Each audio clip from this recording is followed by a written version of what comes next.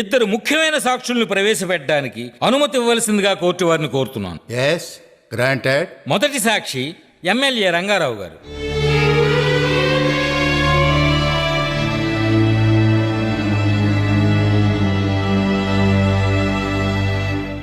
Sir, నేరం జరిగిందన్న సమయంలో నా కొడుకు రాజు మా పార్టీ ఆఫీస్లో నాతోనే ఉన్నాడు సార్. ఆ రోజంతా ఎలక్షన్ క్యాంపెయిన్ ప్రోగ్రాం గురించి మేమందరం డిస్కస్ చేస్తూనే ఉన్నాం. అతను అప్పుడు బయట ఎక్కడో ఉన్నాడని చెప్పేది పూర్తిగా అబద్ధం సార్. మిస్టర్ జస్టిస్, తన కొడుకుని, తన పరువుని, రాబోయే తన పదవిని కాపాడుకోవడానికి ఎమ్మెల్యే గారు ఉన్న విషయాన్ని దాచిపెడుతున్నారు mister justice. All right mister justice, నా క్లయింట్ తన కొడుకు గనుక ఎమ్మెల్యే గారు అబద్ధం చెప్పుండొచ్చు. అంచేత రెండవ సాక్షిగా శారద కన్న తండ్రి అయిన సీతారామయ్య గారిని ప్రవేశపెట్టవలసిందిగా కోర్టు వారిని కోరుతున్నాను. Yes granted.